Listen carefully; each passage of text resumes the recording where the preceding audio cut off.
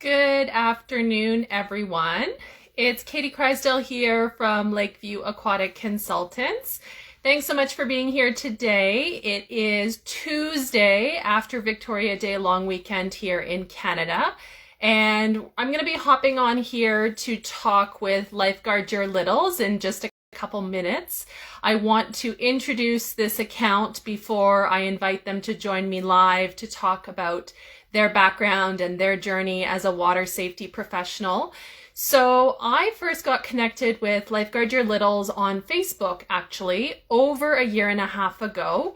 Even before that, I think I was aware of the account Lifeguard Your Littles because of Rick Kaufman, the Drowning Warriors podcast. He did an interview.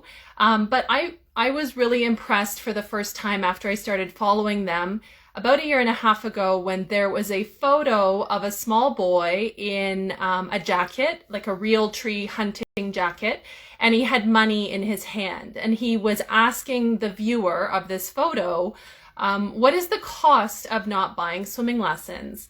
And those of you aquatic professionals that have worked in facilities for a long time, we've heard every excuse in the book from parents about swimming lessons, missing swimming lessons, not signing up for swimming lessons.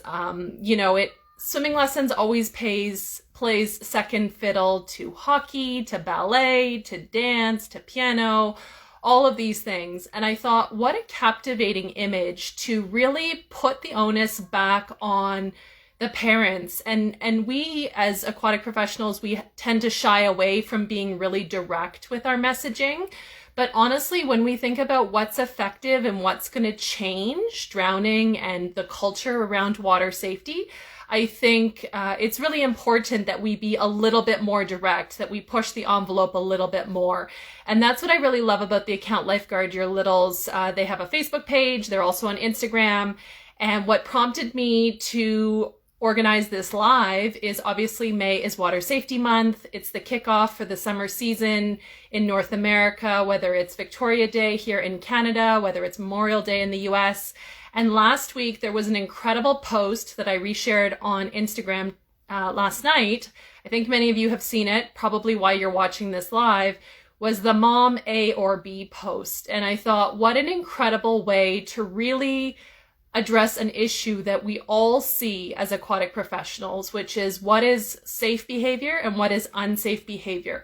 So really excited to chat with the lady behind Lifeguard Your Littles today, have her introduce herself, talk about her journey, her passion.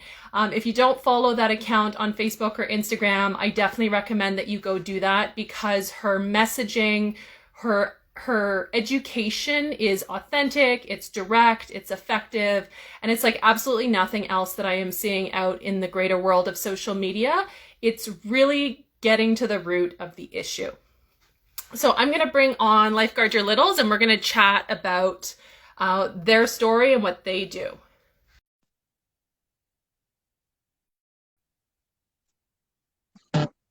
Hello. Hello, so nice to have you here with us today. Thank you so much for having me on your show. So why don't you introduce yourself, tell us all about you, what should we know about you and how you got started with this account?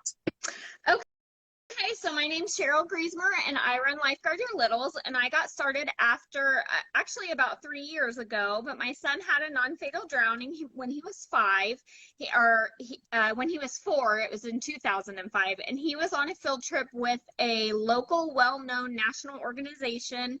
He was on a field trip to a public pool with lifeguards on duty at the time of the accident, and he was found unresponsive in the 3'4" section water in the big pool area when they were only supposed to be in the smaller pool area.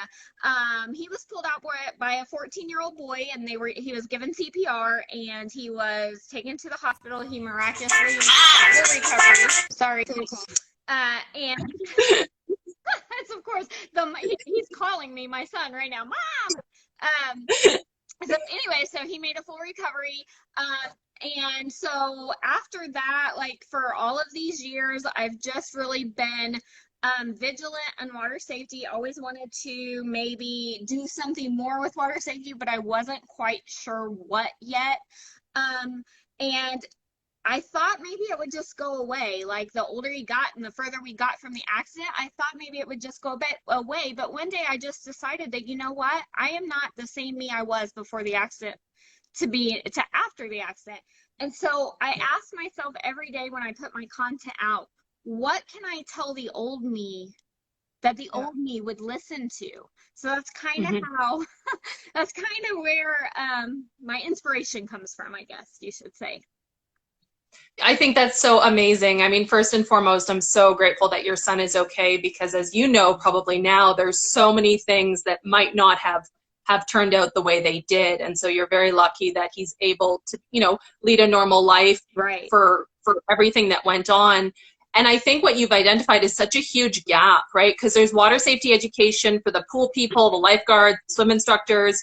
There's water safety education that's preaching to the choir of the parents that are already, very controlling or very, direct in their supervision. But there's nothing in between for those parents who don't really understand how this happened.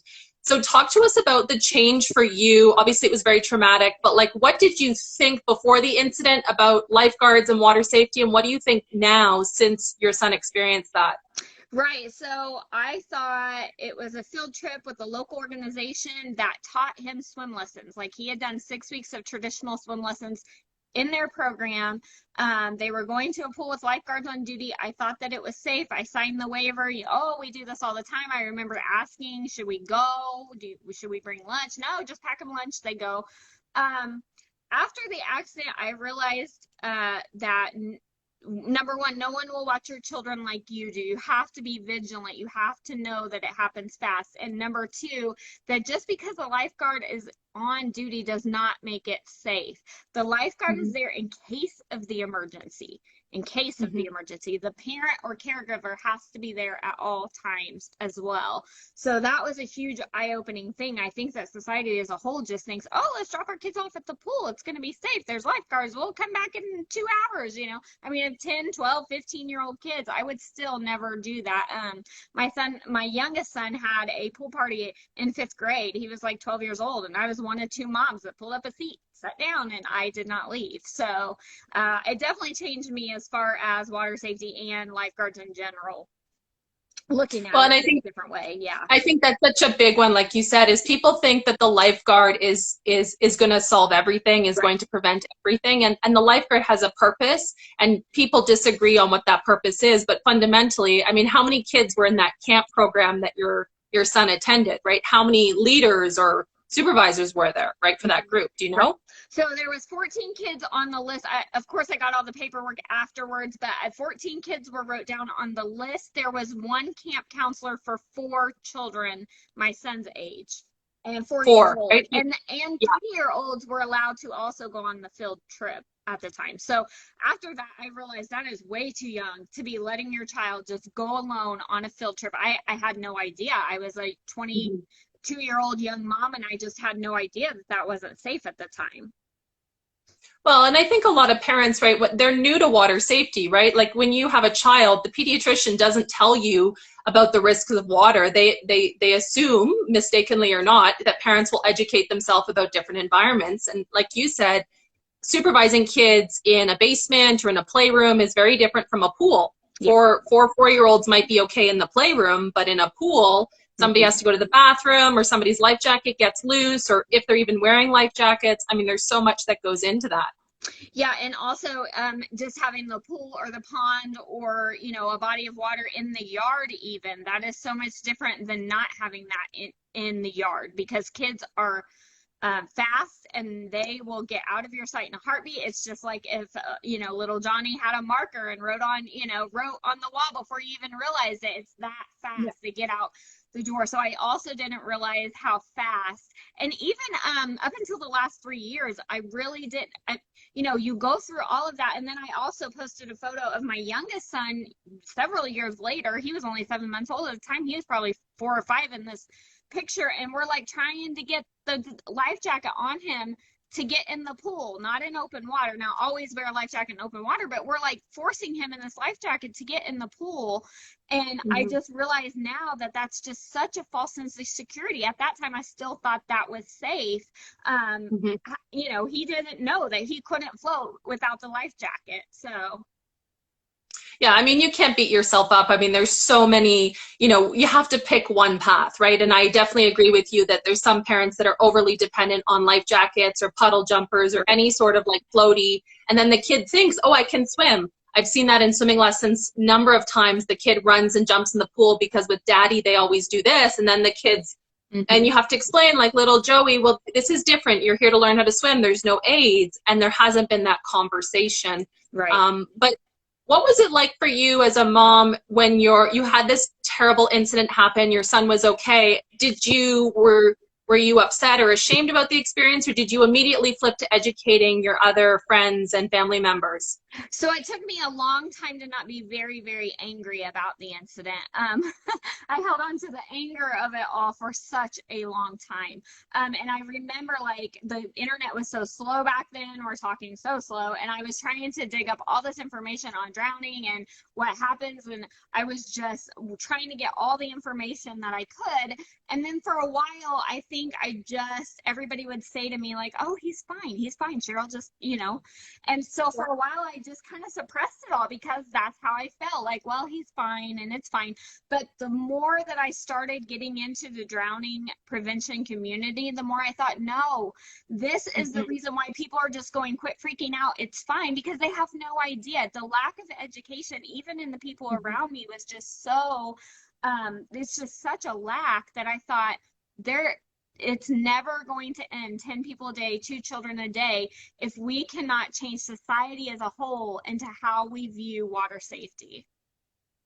Well, there's so many things that I keyed off of in my brain as you're talking. And the first one that comes to mind is, like you said, we get so focused on drowning fatalities. It's very sad when kids die from drowning. However, estimates are that 4 or 5 times the number of fatalities are non-fatal. And sometimes kids are okay, like your son was very lucky. But how many stories are in the deep reaches of the internet, almost impossible to find? You share a ton of these on your Facebook page, but drowning incidences where that submersion has led to brain trauma, Right. where activities of daily living are no longer possible, or these families are undertaking significant financial, dramatic, medical rehabilitation that changes the whole direction of their lives. I mean, it's devastating. Yeah, it is devastating. And it's also devastating how drownings are recorded, because if someone was to go in and it's a non-fatal drowning and they just call it a near drowning, and then a month, 2 months,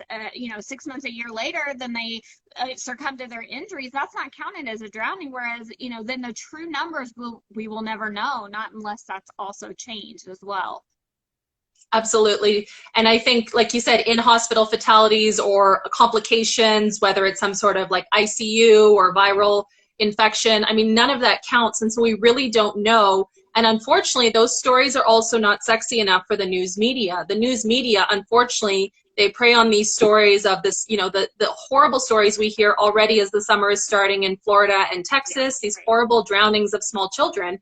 But when a child is left in a vegetative state or they die in the ICU, for some reason, that doesn't warrant the same level of attention, when in fact, one could argue that it creates more drama and more trauma for the family, because it's not as clear cut. They think their child has survived, and the whole language of drowning is so confusing. Yes, exactly. So talk to us about, so you do the Facebook page, you do the Instagram, you've been doing a lot of lives for Water Safety Month. How do you stay positive? Like, it's such a depressing, sometimes it feels so hopeless. How do you keep motivated with what you're doing?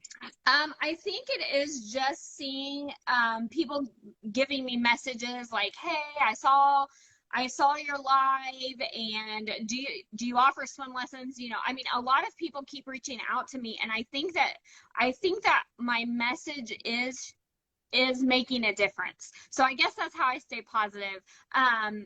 Sometimes I'll get a little discouraged, but then I just tell myself, you have to keep pushing, you have to keep changing minds. You just have to plant a little seed, and from that little seed, mighty trees can grow. And if you just continue to be positive, it's a very hard subject to be positive about. It really is.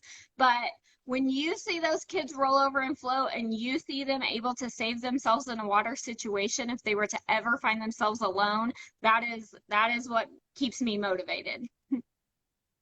So talk to us about how this has changed your life in the sense that your son survived the non-fatal drowning, and then you decided a few years ago to start these accounts. You talked about the swimming lessons. How did you jump back into this? Have your children stayed in swimming lessons, or how have you gotten connected back into the industry before starting this page?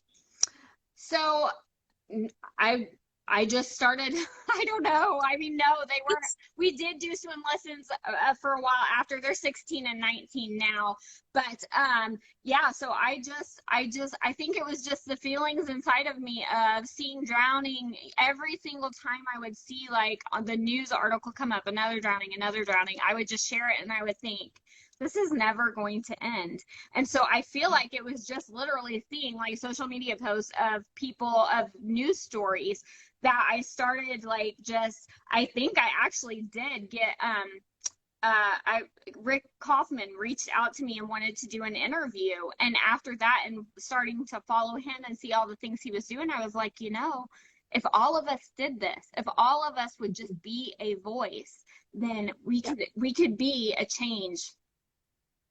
So, Well, any of those of you who are watching this, if you don't know Rick Kaufman, make sure you look him up, the Drowning Prevention Warriors. He's got an amazing podcast. He's interviewed so many aquatic professionals from, equipment manufacturers of drowning prevention technology to water safety advocates to different kind of organizations and groups around the country in the US. I mean, he is somebody who his child experienced a drowning fatality, I think almost 30 years ago, and he has really directed his energy in the last couple years to memorializing his daughter. And I mean, that is one of the amazing legacies that unfortunately comes out of these tragedies, right? Like, what do you think would have happened if your son had never experienced this emergency? What kind of thinking would you have had about water safety without this happening in your life? Yeah, I don't know that I would have, I probably would have been like every other parent that just says, oh, well, you know, we used puddle jumpers forever and it was fine. As far as Rick goes, his daughter was also in a public pool with lifeguards right above. And so that part of his story and that connection too, you don't hear like a lot of non-fatal and fatal drownings happen in backyard pools. It's less likely for it to happen when there is a lifeguard right above. So we have that connection, and I think that's part of the reason why I always say that I just want to be a voice for those who no longer have a voice, which is what he always says as well. And so I think that's, you know, the motivation behind everything that I do, really. Well, and I think, like you said, the connections that now exist with social media, like the internet, being able to do things like this Instagram Live. I mean, even when I started as a lifeguard, I'm going to be dating myself here, but back in 2003, around the time your son had his emergency, I mean, we didn't have the internet. We never talked about non-fatal drownings. We never talked about the medical consequences. And we always knew that when we were training lifeguards, and now I train lifeguards as well as the lifeguard instructors, we talk about negligence and we talk about mistakes and preventing those things, but nobody really wants to go into those cases when these things happen because it makes them uncomfortable. And really, that's the only way to learn. It takes big stories. Like there was the one camp incident out in California, major legal settlement because of the way the child was thrown into the water 13 times by a camp counselor. Wow. His name is escaping me right now. It takes footage like that for people to consider that not everybody is in the best frame of mind when they come to work. They haven't had the best training. They aren't necessarily paying attention to your child the way parents, like you said, you pay attention to your child. Right. Exactly. Yes. And also with Andrew, talking about not wanting to go into those kind of scenarios. Like the lifeguard that was on duty at the time, they were young. They were like 17, 18 years old. There was two for the entire pool. There was 200 people there that day. And one of them was on lunch. And Andrew was actually given CPR by a bystander, a dad of the boy who picked him up out of the water that was Navy trained. And so it was kind of this big whole thing that when it came down to it and there was a water accident, everybody's running around, no one knows what to do. And thank goodness for that bystander. And I've heard that several times in that sort of situation. Well, and unfortunately, one of the realities when I used to be an aquatic manager and I'd have a staff of lifeguards is I had one incident in particular that comes to mind where we had a gentleman who we did CPR for 25 minutes, and we had an individual who was an excellent staff member, and he just was useless. He was so frozen with shock, and I would never have pegged him as that person to just totally lose it in the middle of a scenario. And thank goodness we had an excess of staff that day for the situation. But if I think about if I hadn't been there and the other, because we were doing a staff training that night, if we hadn't had an excess of staff, if he had been the only backup to the other guard, it might have been a very different result, because we never know how someone's going to respond until that actually happens. And like you said, I mean, your child to have CPR, to come back from, was he floating at the surface? Do you know how long he was in the water? Any ideas? Estimated, the EMT first on scene estimated at least 2 minutes and told me that if it would have been 60 more seconds, we would have been talking about a totally different scenario. I'll never forget that. He was at the bottom. He was found at the bottom. The boy had went down the slide. He was 14, and he went down the slide, and he kicked him on accident and looked down and saw him on the bottom. And so he pulled him up and then yelled for his dad, who was Navy trained, and then got him to the side of the pool and started CPR. So yeah. That's shocking, but it's not. I mean, there is a video we have on our YouTube channel, which is linked in bio, and we have a playlist for training lifeguards. And one of the videos I use is called A Series of Unfortunate Events. And it's security footage from an incident somewhere in the US. It's been anonymized, but it's pretty famous security footage where for 7.5 minutes, a child is at the bottom of the pool under some mats, and it takes a kid, another kid, falling off of his mat, and then kind of looking and then poking and then pulling the kid up from the bottom and pulling him to the side before the lifeguard responds. Right. And there's, you know, as you know, it's with brain damage, it's several minutes. The brain needs oxygen from breathing, and it takes 2 minutes for that clock to start ticking, and 3 minutes, 4 minutes, 5 minutes. That's where we see these horrible cases, like you've showcased the progress updates on the Lifeguard Your Littles Facebook page, like Lainey and Levi, or Right. Penny, or all of these children who, I mean, talk to us about those accounts and those families. Have you connected with them directly at all? I have talked with Penny's dad. I have not spoken with Lainey and Levi's mom, but I do share all of their stories and everything. When my son was found, he unresponsive, his left side wasn't working through initial CPR, through the ambulance ride, through the CT scan. So that tells me that he was in beginning stages of a brain injury and miraculously just recovered. But so those stories like Penny's and Levi and Laney's, they just really touched my heart, because I know we were just milliseconds from their life. And I think also another thing I'll throw in is that I feel like for parents who have had a story like theirs, who don't really, and maybe their child is okay, perfectly fine now, but they can't bring themselves to talk about it. Number one, that is okay. Some can, some can't. But I feel like that with my story, showing that even in the best scenario, the organization that gave him the swim lessons took him to a pool with lifeguards on duty. Even in the best case scenario, a water accident can always still occur. So I think about 3 years ago when I first started, I thought, wow, our story is very valuable, because that just goes to show how fast this can happen under the best of circumstances, you know, so.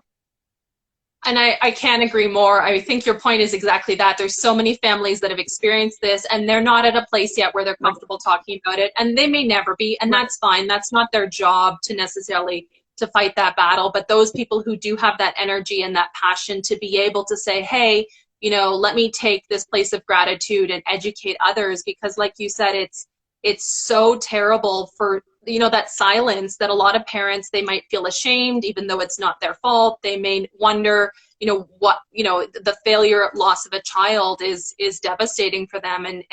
And to put that out there in the internet, which is not always a nice place, is takes a lot of courage. It does. I want to mention Paige from Shining Stars hopped on here, and thank you so much, Paige. Yoni Gottesman was the child I mentioned earlier. So the video, if you Google Yoni Gottesman, his family has done an excellent job maintaining a website with resources, advocating for, we've been talking about a lot of camps heading into summer. Not all camps, not all daycares are the same, with supervision around pools. And the Yoni Gottesman video, if you've never watched it, is pretty shocking with the way the camp counselors dealt with Yoni in the pool, and that resulted in his death. So it's a very unfortunate situation, but a very good illustration for those of us that work with lifeguards, aquatic facilities, swim instructors, even day camps, right? The number of times that I, as a facility manager, we rented pool space to a day camp, and you'd show up and see these camp counselors or these leaders, and they had no clue, you know, putting on life jackets on 15 kids, or how they're gonna, what if one kid needs to go to the bathroom, right? It requires planning that some people don't have. They don't know what they're doing. Yeah, exactly. My son was left as well as while she went to the restroom. So yeah, you tell a 4-year-old to stay right here on the side of the pool. He said, Mommy, the water just floated me down there. So what's his experience been with water? You said he's older now. Is he comfortable swimming? Did he hate swimming for a while? Does he have any recollection of the incident? he does have recollection of it. When he was, I think, a sophomore in high school, they said to write a essay on a day that changed your life. And so he did that about his water accident and what he remembered. His cousin was also on the field trip with him. She was also 4 years old, and she also, they didn't know they were going to pick the same thing, but they both picked the same thing. And so that tells you how much of an impact it did have on the two of them. But he does well in a pool. He was never really scared of a pool after, and we did get him directly into swim lessons. Of course, at the time that was still traditional, not survival swim lessons, but he's not real fond of open water. He doesn't venture into open water where he's got that security. He has to be able to touch. So I'm with you. I have been in pools my whole life. I love pools. I'm very comfortable in pools. Even lakes in Canada. When I grew up in Ontario, we had, decent lakes, but when I go to the ocean, I am up to my knees only, like rip currents and tides and waves and those drop-offs. I mean, that's a whole other conversation we could have about different water environments being, they're not the same, right? Depending on where you grow up or where you live.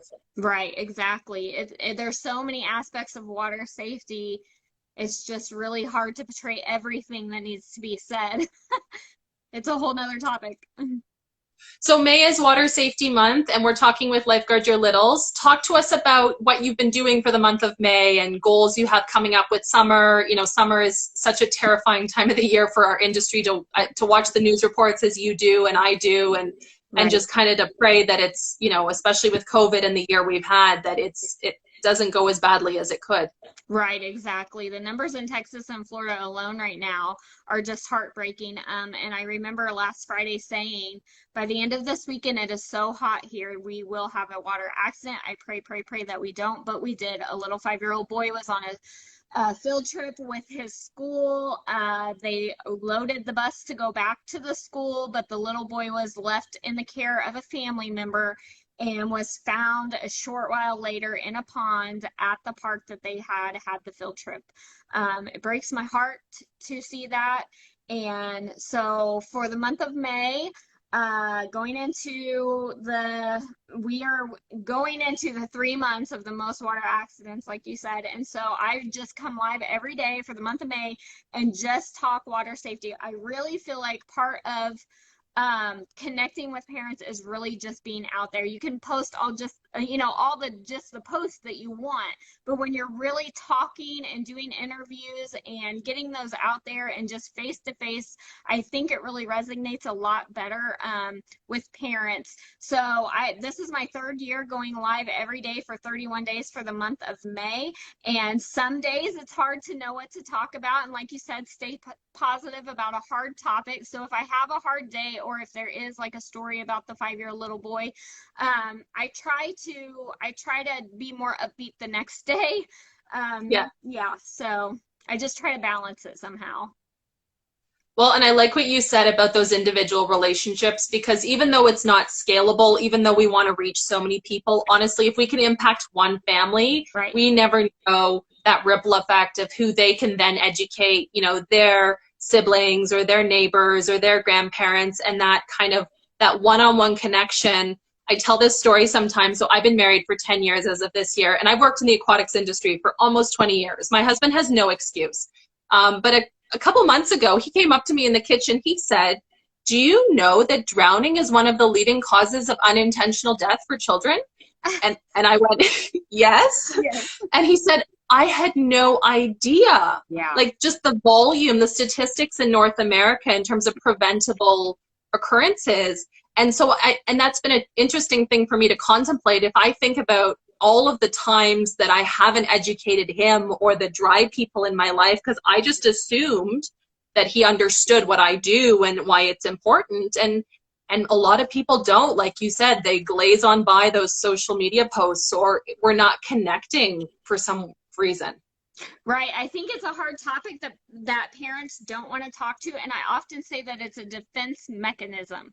If they have to stop and think, wow, that's really a risk, then they have to put it on the radar, and they're already worried about so many other things that's one that they can just kind of be like, oh, it's fine, it'll never happen. When in reality, it is the most risk to your child. It floors me that every interview that I've done, all of the non-fatal drowning mamas that I have talked to, every one of them did not know that. And every one of them, their pediatrician did not tell them that. So that is a huge problem in the water safety community. Yeah. In your experience, how do you start that conversation? Because the couple of times I've tried to have it, I haven't always done the topic. I've kind of brought it up, like you said, and the family gets defensive, or the parents get defensive. It's usually, unfortunately, in a situation where, like, you see the kid without a life jacket in the boat, or, and we jump. How do you start those conversations before the trip to the pool or before the boating, and have parents be less defensive? So it is very hard, because they are always going to put up that wall. But I feel like if I see someone putting up that wall, then I think to myself, more education, more education. They don't know what they don't know. So just to educate them and be like, this really is, a risk to your child. It is very hard, though. Face to face, trying to tell a parent is very hard. I haven't figured that one out yet. I was hoping you had a secret, because I always think of one situation that happened with a family member, and long story short, it was the typical, I saw a photo on Facebook of the baby in the boat for the long weekend with no life jacket, and I sent a comment. I think it was privately. I don't think I commented publicly, but I said, hey, baby should be in a life jacket. And the reply was, well, baby can't swim yet, Katie. We're not going in the water.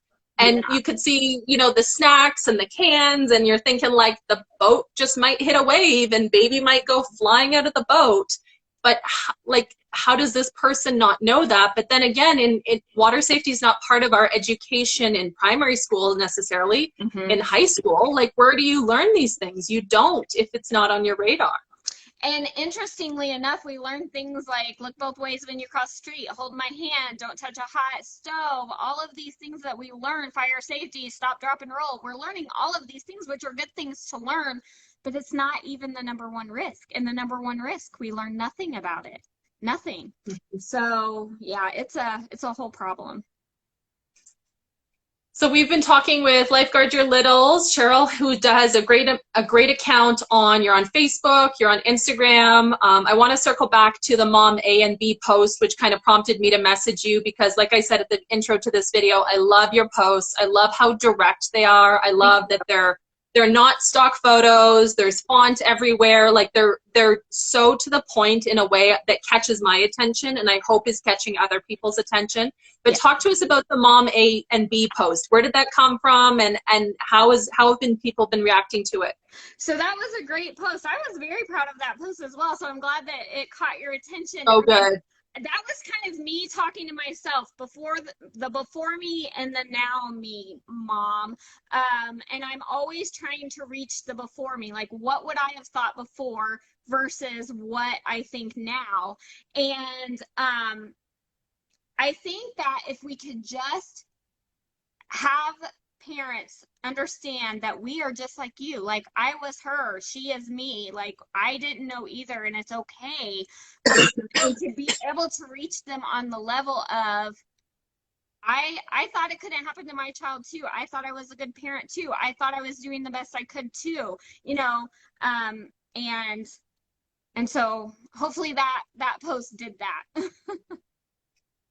So if you haven't seen the post, I recommend everybody check out Lifeguard Your Littles on Instagram, or we've reshared it on our account. It's a really excellent post. It's a great one for those of you aquatic professionals who want to share maybe on your personal accounts with credit, reshare it from Facebook. Really get that conversation going because summer is on its way if it's not already warm where you are. And especially too, right? The power of Instagram, the power of social media, the selfie generation, everybody wants photos with their kids.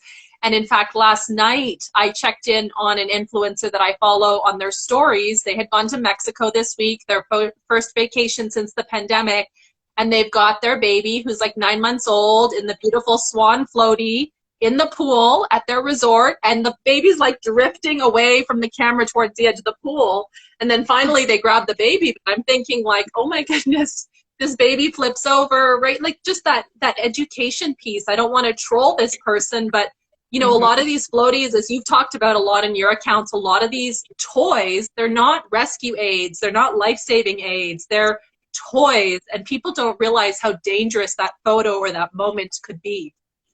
Right, exactly. It definitely catches my eye as well when I see things like that in real life or on social media. I had a mom earlier, it's Learning from Landon, and her son, she had twins, and they had one of them had a non-fatal drowning. And I said, what are you doing with Learning from Landon page? Like, how are you spreading water safety in your community? And she said, well, really with COVID and all of that, we've just kind of I just kind of really haven't been doing anything, but I do try to post on social media and stuff. And I think social media, as I told her, it's the most powerful tool that we have available. If all you are doing is being a voice on social media, that can reach so many people all over the world. And I told her I applaud her and anyone who is trying to reach parents and be a voice. I couldn't agree more. Social media, as you know, right? Like I'm near Calgary, Alberta. Where are you based? I don't even know. Indiana. Indiana, right? So we're connected only through social media, and yet we're both on the same page. We both have the same goal, which is ending drownings, fatal or otherwise, and educating. Right. And it just takes one viral post or just one thing to connect with people that maybe that impacts one family, which saves one child, which then the ripple effect is huge. Yeah, and so right now, tomorrow I will be releasing a video, and I had several moms send me pictures, videos, all of that. But I think I haven't seen that really done in the way that I'm trying to do it as well. And I hope that I just have this huge vision of if we could all just work together, what a huge difference we can make. Like Mothers Against Drunk Driving, or an organization like that really, like, they work together and they spread their message far and wide. And if you ask anybody, they know what that is. So I'm constantly wondering how we can have this set thing where everybody knows, oh yeah, those ladies say, get survival swim, and puddle jumpers are, not really great for your children, and ditch the floaties and all of these things. If we could just get it organized. Yeah. And there's a coalition, I can't remember what it's called, but there is the coalition for the families that have lost a child to drowning, but it's not on them to do all of the work. And so I totally agree with you. Video, there's so much we could be doing with video. Pools are so graphically appealing, but also it's much easier to understand the danger, I think, sometimes when you see the depth of the water or you see the water environment. And I think, yeah, that's really exciting if you're going to be doing more with video, because I would love to. It's just, it's so overwhelming to know where to start. It really is. I worked on this video. I got it almost done and then accidentally deleted it. I saw your thing where that happened to you the other day, and I was thinking of you, and I was like, no, but I've gotten it. It's up and it's coming out tomorrow morning, and I'm super excited about it. So, and I hope that all of you out there will also like take my advice and maybe just do a post. I was telling them last night on 31 Days of Lifeguard Your Littles, if you just came on once a month for Water Safety Wednesday throughout the year or anything, just to get, people thinking about water safety. Yeah, and that's kind of what I've been trying to do with Instagram Lives a little bit more is I do a webinar series in March, and so it's kind of feast or famine, right? As opposed to saying, like you just did, maybe once or twice a month, plan a live, it's different, and we can get the same message out, and it lives on IGTV so people can rewatch it or listen while they're folding laundry, whatever that's like. It's just connecting people in a way that, we don't necessarily know what the result is, maybe not today, maybe not tomorrow, but maybe in 5 years we can say, yeah, this led a movement, or this change, like maybe the statistics in Indiana improve. Maybe they don't improve in Canada, but they improve in your location, right? It's hard to say. Yeah. Do you have any final thoughts? Anything else you want to share about what you've been doing with your Facebook page and Instagram page for Lifeguard Your Littles?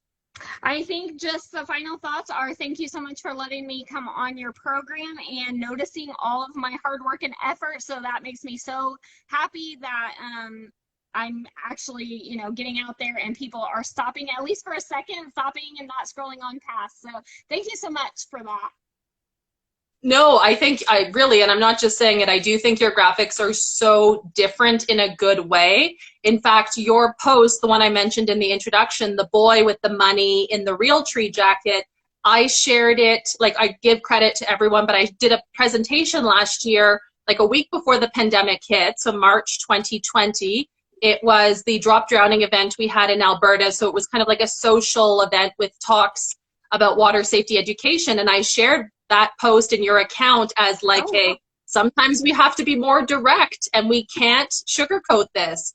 And it got a lot of people thinking about how they use Instagram or Facebook for their pool accounts, because we're so, we like to pussyfoot around the issue and be nice and friendly because it's a business, but it's also people's lives, right? And children's lives. When you give swimming a backseat to hockey, I mean, very few people are dying from hockey. Right, exactly.